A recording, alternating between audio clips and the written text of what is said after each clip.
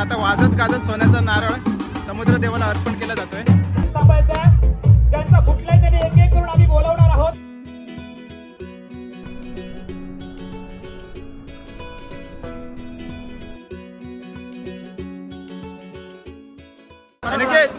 किती काढलं? 2 पोती झाली. काय बोलतोय? 2 पोती? वैरी वैरी पक्के वैरी होणार आहेत. चला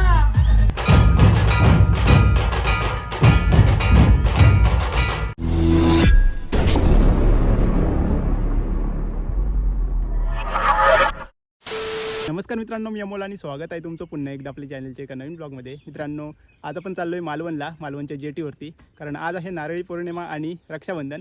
तर सगळ्यात आधी सर्वांना नारळी पौर्णिमा आणि रक्षाबंधनच्या खूप खूप शुभेच्छा. तर आपण चाललो आहे जेटीवरती, कारण तिकडे खूप मोठा उत्सव असतो नारळी पौर्णिमेचा आणि खूप मोठी स्पर्धा असते नारळ लढवण्याची. खूप मोठी म्हणजे 1 लाख बक्षीस आहे, तर ती पण आपण बघणार आहोत. तर आपल्यासोबत आता विनू येतोय, जो पुढे आपल्याला भेटेल. तर चला जास्त वेळ न घेता व्हिडिओला सुरुवात करूया. तर मित्रांनो, विनू आलाय.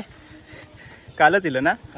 कालच पुण्यावरून आलाय आणि आता आम्ही चाललोय मालवणसाठी. चालू आज मग आज आम्ही सेम घातलो.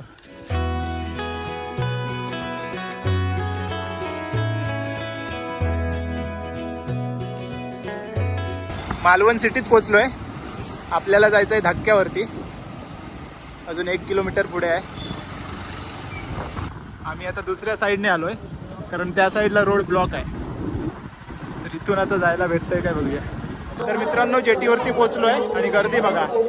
या साईडला पण स्पर्धा आहेत, इकडे पण स्पर्धा आहेत आणि त्या साईडला पण स्पर्धा आहेत. आणि हे बघा, 1 लाख बक्षीस आहे पहिलं. तर या साईडला सोन्याच्या नारळाची पूजा वगैरे केली जाते आणि त्यानंतर समुद्राला अर्पण केला जातो. तर मित्रांनो, समोर सिंधुदुर्ग किल्ला, तिकडे पण एक नारळ सोडला जातो आणि तिकडे नारळ सोडल्यानंतर मग इकडेचे नारळ पाण्यामध्ये सोडले जातात.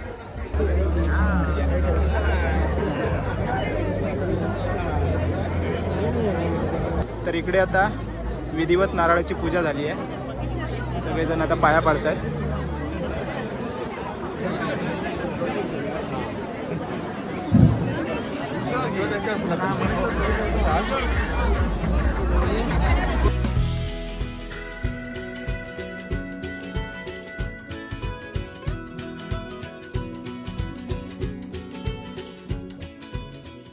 तर इकडे आता मालवण रिक्षा संघटना आली आहे आणि मस्तपैकी रिक्षा सजवल्या आहेत बघा, एकापेक्षा एक भारी.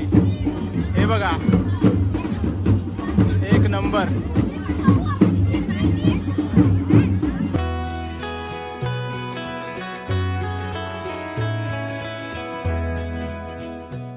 तर इकडे या साईडला नारळ आता समुद्रात अर्पण केले जात आहेत.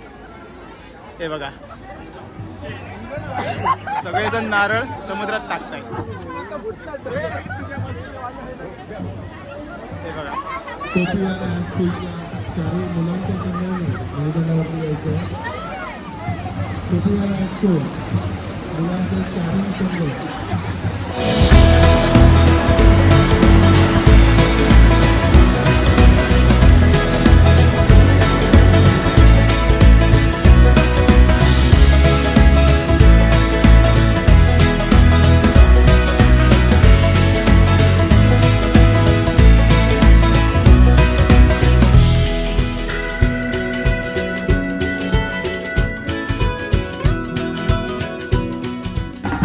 आता वाजत गाजत सोन्याचा नारळ समुद्र देवाला अर्पण केला जातोय.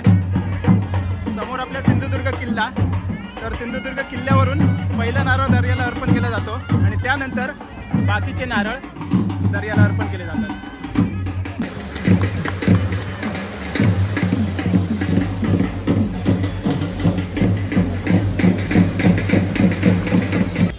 समुद्र देवाला नारळ अर्पण करून झालाय आणि या साईडला कबड्डीचे मॅचेस आहेत. आणि त्याने सोलो हँडेड म्हणजे सिंगल हँडेड नंबर जर्सी घातलेला तुमचा परास असा खेळाडू होतो. बोनसचा प्रयत्न आहे, बघूया बोनस दिला जातोय परिसराकडून की नाही. तो पुन्हा एकदा left to right, right to left अशी बघूया. 66 नंबरचा पुन्हा एकदा खेळाडू, चांगली अशी पकड केली जाते. श्री सेवन संघाचा अंबाजी. तर बीचवरून आता वरच्या साईडला जाऊया, जिकडे नारळ लढवण्याच्या स्पर्धा चालू आहेत. तर या साईडला खास महिलांसाठी स्पर्धा आहे नारळ लढवण्याची.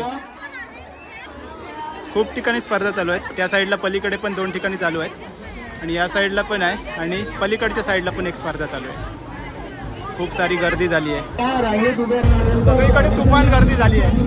आता या साईडला जाऊया.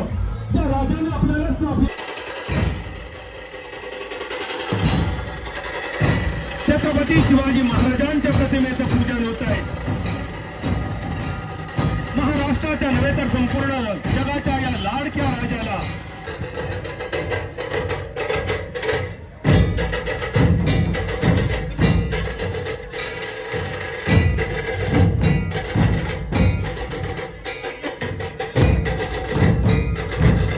आता दुसऱ्या साईडला आलोय.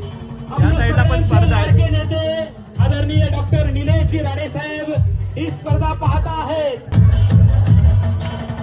नारळ ज्यांचा फुटणार आहे त्यांनी स्टेज वरती एक एक करून यायचं आहे. सगळ्यांनी जागेवरतीच थांबायचं आहे, अजिबात जागा सोडू नका. नारळ फुटला तरी जागेवरती थांबायचं आहे.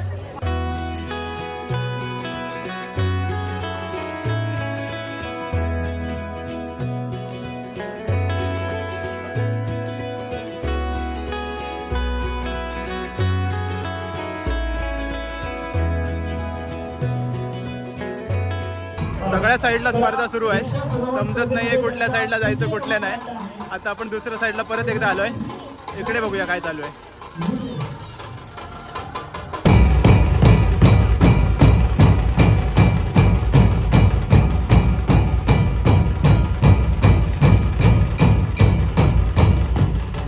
तुषार जो मातांचा कलाकार आहे, जो गायन गाता गणाली खेळ कलाकार म्हणून आपण त्याला ओळखतो. तो जरा नृत्य ज्याचा आपण गेले अनेक वर्ष पाहत होतो, तो हा तुषार तुमच्या समोर आज महारुद्र महाबली मारुतीला आहे.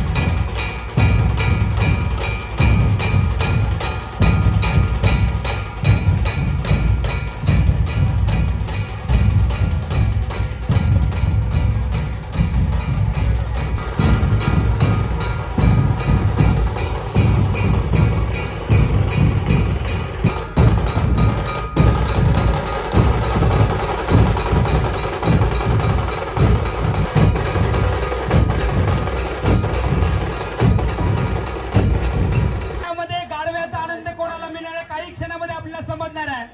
शीत कपाट कोणाला मिळणार, रेफ्रिजरेटर घरी कोण घेऊन जाणार, वॉशिंग मशीनची मार्करी कोण होणार. बहिणी मध्ये ही लढत आहे. बहिणी पक्क्या वैरी होणार आहेत. चला 81 नंबरची स्पर्धा तिथे विजयी झालेली आहे.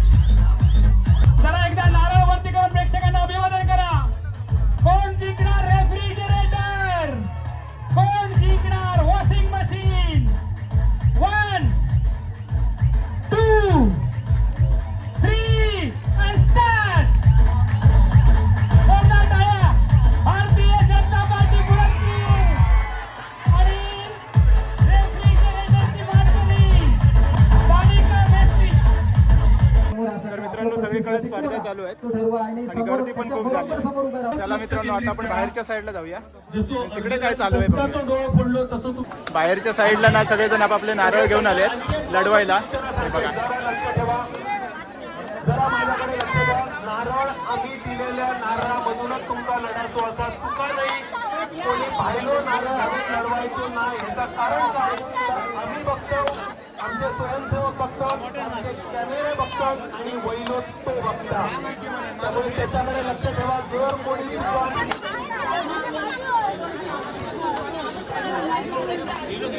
कुठलो लय जमवले रे.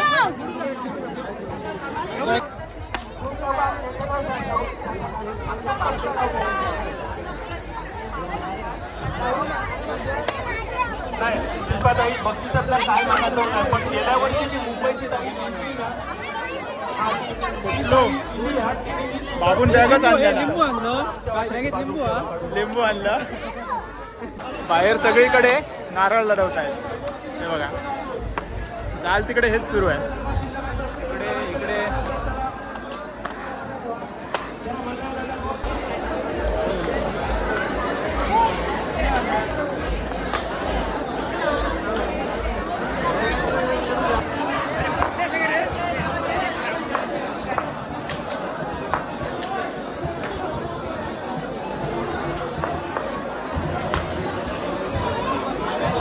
वा अनिकेत किती काढलं? काय बोलतं 2 पोती? भारी. नारळ खैसून आणलं? नारळ खैसून आणलं? खैसून आणलं? खैसून आत? अच्छा अच्छा ओके. लोकल हा लोकल. इकडे गुंडू बुवा आहेत हे बघा.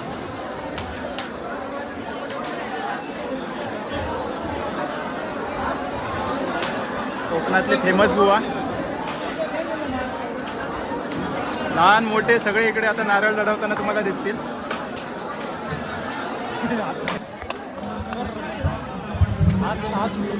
सुटलो.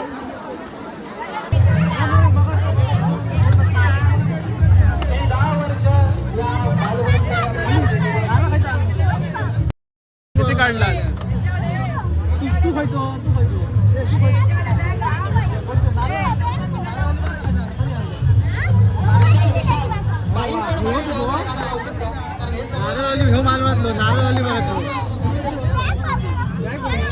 हा बोलतो